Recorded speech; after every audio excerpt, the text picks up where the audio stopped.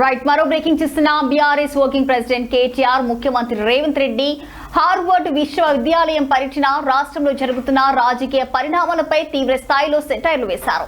చదువుకోవాల్సిన వయసులో చదువుకోకుండా ఇప్పుడు హార్వర్డ్ కు వెళ్లి క్లాసులు వినడం వల్ల ఉపయోగం ఏముంటుందని కేటీఆర్ ప్రశ్నించారు. గతంలో ముఖ్యమంత్రులను ఉపన్యాసాలు ఇవ్వడానికి హార్వర్డ్ ఆహ్వానించేదని, కానీ రేవంత్ రెడ్డి మాత్రం విద్యార్థుల పాఠాలు నేర్చుకోవడానికి వెళ్లడం ఆయన స్థాయిని సూచిస్తుందని ఎద్దేవా చేశారు. కోల్ మాఫియా ఆరోపణలు ముఖ్యమంత్రి అంటే కోల్ మాఫియా నాయకుడిగా తయారయ్యారని కేటీఆర్ ఆరోపించారు. సింగరేణి టెండర్ లో తన బావమర్దికి ప్రయోజనం చేకూర్చేలా రేవంత్ రెడ్డి వ్యవహరిస్తున్నారని, ఇది పెద్ద కుంభకోణమని విమర్శించారు. తాము ఎన్ని ఆధారాలతో కుంభకోణాలను బయట పెడుతున్నా ప్రభుత్వం కనీసం ఒక్కదానిపై కూడా సమాధానం చెప్పడం లేదని మండిపడ్డారు. ఇక సీఎం అంటే తెలంగాణలో చీఫ్ మినిస్టర్ కాదు, సీఎం అంటే కోల్ మాఫియాకి నాయకుడిగా ఇవాళ రాష్ట్ర ప్రజలు ముఖ్యంగా సింగరేణి కార్మికులు భావించే పరిస్థితి వచ్చింది.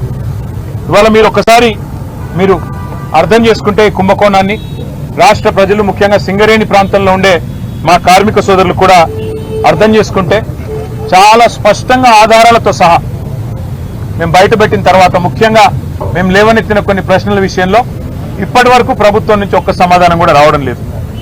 ఇక ఇట్లాంటి ముఖ్యమైన గంభీరమైన సమస్య విషయంలో స్పందించాల్సిన ముఖ్యమంత్రి గారేమో అప్పుడప్పుడు ఫుట్బాల్ ఆడుతున్నాడు సింగరేణితో, లేదా ఇవాళ విదేశాల్లో తిరుగుతూ ఏదో పాఠాలు నేర్చుకుంటున్నా అంటూ పోజులు కొడతా ఉన్నాడు.